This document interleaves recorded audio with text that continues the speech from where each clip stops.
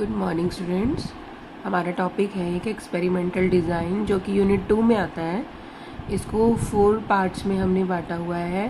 Pre experimental design, true experimental, quasi experimental and statistical experimental. I think first 3 are clear to you. First is pre experimental. Pre experimental में क्या करते हैं, वहाँ पे same procedure follow किया जाता है एक्सपेरिमेंटल डिज़ाइन वाला, बट उसमें कोई कंट्रोल ग्रुप नहीं होता है, तो इसीलिए उसमें 1 shot 1 group pre test post test करते हैं and statistical group comparison. True experimental कौन से होते हैं? ट्रू एक्सपेरिमेंटल, ट्रू यानी जो बिल्कुल प्रॉपर एक्सपेरिमेंटल, जहाँ पे रेंडमाइजेशन के प्रिंसिपल को फॉलो किया जाता है, तो ये बेस्ट है true experimental design. Quasi experimental design वैसे तो क्विकर है यूज़ में, जैसे कि टाइम सीरीज़ है और मल्टीपल टाइम सीरीज है, these are very good, but ये टाइम तो सेव करते हैं, बट इसमें रेंडमाइजेशन का कंसेप्ट फॉलो नहीं होता है। लास्ट है स्टैटिस्टिकल डिज़ाइंस। स्टैटिस्टिकल डिज़ाइन जो है मेनली इसमें आपको समझाया था एक बार कि एक एक्सट्रेनियस वेरिएबल होता है। एक एक्सट्रेनियस वेरिएबल क्या होता है?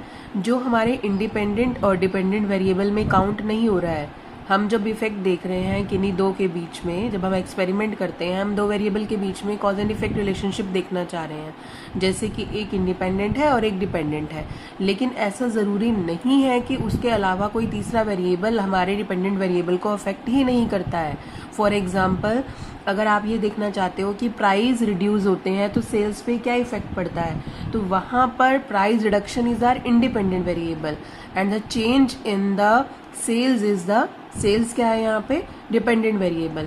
लेकिन ऐसा ज़रूरी है क्या कि सिर्फ प्राइजेस कम होने का ही इफेक्ट पड़ रहा है सेल्स पे? ऐसा नहीं है, और भी फैक्टर्स हो सकते हैं। हो सकता है ब्रांड का इफेक्ट है, हो सकता है कि आप उनको वीकेंड में परचेज कर रहे हैं तो इफेक्ट है।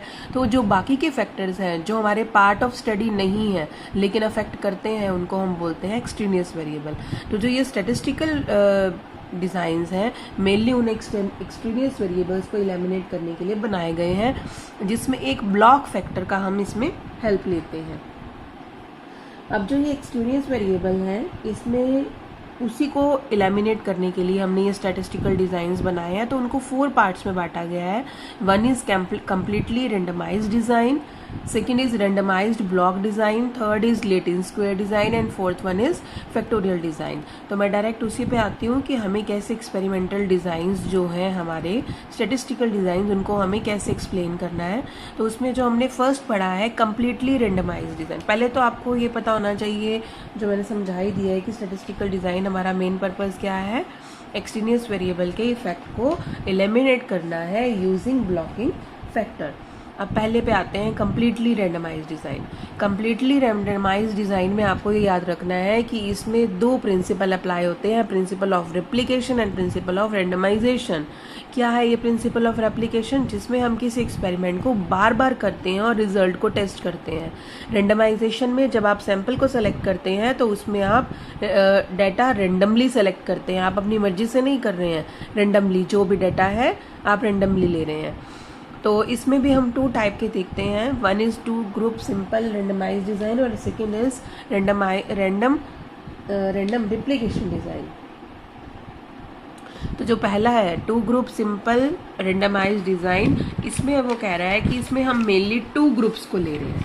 2 ग्रुप्स कौन कौन से हो जाते हैं? एक होता है एक्सपेरिमेंटल ग्रुप और एक होता है हमारा एक्सपेरिमेंटल ग्रुप और कंट्रोल ग्रुप। तो 2 ग्रुप ले रहे हैं इसके अंदर हम, उनके ऊपर हम डिफरेंट ट्रीटमेंट देंगे। और इसमें क्या मेथड रहता है ये देखिए एक बार। अगर हम इस डायग्राम को समझ लेते हैं तो हमें सब समझ आ जाएगा कि पॉपुलेशन है, पॉपुलेशन में से randomly we will select the sample. Sample select होने के बाद इसको 2 ग्रुप में बांट दिया जाएगा, experimental group and control group. Experimental group पे एक ट्रीटमेंट दिया जाएगा, एक ट्रीटमेंट कंट्रोल ग्रुप पे दिया जाएगा, और लास्ट में हमारा इंडिपेंडेंट वेरिएबल पे इफेक्ट इसमें चेक हो जाएगा। तो इसमें मेन चीज़ क्या है कि एक तो इसमें रेंडमाइजेशन का कंसेप्ट यूज़ हो रहा है, दूसरी बात ये है कि इसमें हम 2 ग्रुप ले रहे हैं और दोनों को अलग अलग हम ट्रीटमेंट देते हैं। लेकिन इसमें प्रॉब्लम क्या है? अब जो एडमिनिस्टर कर रहा है, जो इस ट्रीटमेंट को चेक कर रहा है, ठीक है, जो बीच में मीडियम यूज़ कर रहे हैं, उसकी लिमिटेशन को हम ध्यान नहीं रख रहे हैं, ठीक है। तो मेन लिमिटेशन इसकी ये थी, इसीलिए फिर आता है हमारा second random replication design. Replication नाम से पता चल रहा है, इसमें main principal of replication apply होता है, जिसमें हम एक्सपेरिमेंट को बार बार करते हैं। ठीक है, not only the test unit is randomly assigned here but the consumer, this is not the consumers are selected randomly but the medium is also selected. यहाँ पे हम दो चीज़ों को रैंडमली सेलेक्ट कर रहे हैं रैंडम रेप्लिकेशन में। ये देखो, इसमें जो यहाँ सिलेक्शन किया था पॉपुलेशन, फिर सैंपल लिया, फिर रैंडम, तो इसमें हम देख रहे थे कि रैंडम रेप्लिकेशन डिज़ाइन में ना सिर्फ टेस्ट यूनिट जो है उसको सेलेक्ट किया जाता है रैंडमली, बल्कि जो मीडियम है, एडमिनिस्ट्रेट ट्रीटमेंट है जो, उसको भी हम रैंडमली सेलेक्ट करते हैं। और इस पर रेप्लिकेशन होता है, बार बार एक्सपेरिमेंट्स को किया जाता है, इसलिए इसमें एक्सपेरिमेंटल ग्रुप और कंट्रोल ग्रुप भी एक नहीं होते हैं। जैसे इसमें 3-3 का एग्जाम्पल लिया हुआ है, तो कितनी बार भी हम इस एक्सपेरिमेंट को रिपीट कर सकते हैं। इसके बाद नेक्स्ट है रैंडमाइज्ड ब्लॉक डिज़ाइन। तो इसमें नाम से पता चल रहा है ब्लॉक फैक्टर्स को यूज़ किया जाता है। वो ब्लॉक फैक्टर क्या है? वो ब्लॉक फैक्टर एक्सट्रेनियस वेरिएबल ही होते हैं। ठीक है, जैसे अगर हमें इन चीज़ों को आप अगर टेबल से यानी एग्जाम्पल से समझेंगे तो ज़्यादा बेटर रहेगा। तो एग्जाम्पल इसमें देखो दिया हुआ है कि हम ये देखना चाहते हैं कि प्राइस रिडक्शन का सेल्स पे क्या इफेक्ट पड़ता है। यहाँ पे जो प्राइस रिडक्शन है वो इंडिपेंडेंट वेरिएबल है, सेल्स जो है वो डिपेंडेंट वेरिएबल है।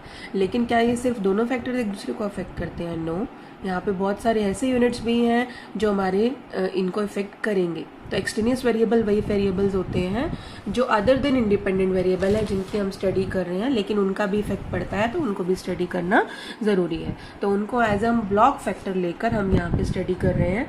जैसे यहाँ पे हमने ब्लॉक फैक्टर लिया है डिस्ट्रीब्यूशन आउटलेट। डिस्ट्रीब्यूशन आउटलेट का मतलब आप अपने प्रोडक्ट को कहाँ पे सेल कर रहे हो। ठीक है, उनका डिस्ट्रीब्यूशन कैसे करो, ये भी तो इफेक्ट पड़ रहा है ना, कि वो शॉप पे बिक रहा है सामान, या मॉल में बिक रहा है, या होलसेल की बेच रहा है। तो उनके वहाँ पे अगर आप प्राइस रिडक्शन 1 होता है तो मॉल पे क्या इफेक्ट पड़ना चाहिए? ज़्यादा नहीं पड़ना चाहिए, होलसेल पे भी ज़्यादा नहीं पड़ना चाहिए। हमारी सोच है, हमारा हाइपोथेसिस है। तो अगर हम उसको टेस्टिंग करने के लिए 3 अलग अलग हमने आउटलेट ले लिया, उनको अलग अलग 3-3 ब्लॉक्स ले लिया है, तो प्राइस रिडक्शन का इफेक्ट ये जो बीच में है X1, X2, X3, ये सारे जो है वो सेल्स है। तो हम प्राइस रिडक्शन का सेल्स पे तो इफेक्ट देख रहे हैं, लेकिन साथ में इस ब्लॉक फैक्टर को भी कंसीडर करते हैं। ये है फर्स्ट आपका। सेकंड है उसके बाद लेटिन स्क्वायर डिज़ाइन। देखो इसमें ये मेंशन किया हुआ है, जो ऊपर हम कर रहे थे ब्लॉक फैक्टर वाला, उसमें हम 2 वे एनोवा टेक्निक को यूज़ करते हैं एनालिसिस के लिए, जो आपको आती है। लेटिन स्क्वायर डिज़ाइन में क्या है, यहाँ वहाँ पे तो हम सिर्फ एक ही ब्लॉक फैक्टर को ले रहे थे। क्या लिया था हमने? Distribution outlet. लेकिन कहता ऐसा थोड़ा है कि जो एक्सट्रेनियस वेरिएबल है वो एक ही है जो अफेक्ट कर रहा है, वो भी तो और हो सकते हैं, हम उनकी भी स्टडी करना चाहते हैं। तो उसके लिए हम क्या करेंगे, हम इससे ज़्यादा ब्लॉक फैक्टर लेना चाहते हैं। जब आप ज़्यादा लेना चाहते हो तो आप लेटिन स्क्वायर डिज़ाइन को यूज़ करो। जैसे यहाँ पे हमने प्राइस रिडक्शन का सेल्स पे इफेक्ट तो हम देख ही रहे हैं, साथ में हमने लेकिन यहाँ पे 2 ब्लॉक फैक्टर ले लिए, डिस्ट्रीब्यूशन आउटलेट और टाइम ऑफ सेल भी देखो इसमें ले लिया, सेकेंड ब्लॉक फैक्टर। ठीक है, क्योंकि ये भी इफेक्ट करता है। मानते हो इस बात को कि वीकडेज में अगर सेल होती है तो कम होती है, वीकेंड पे ज़्यादा होती है, स्पेशल हॉलीडेज पे और ज़्यादा होती है।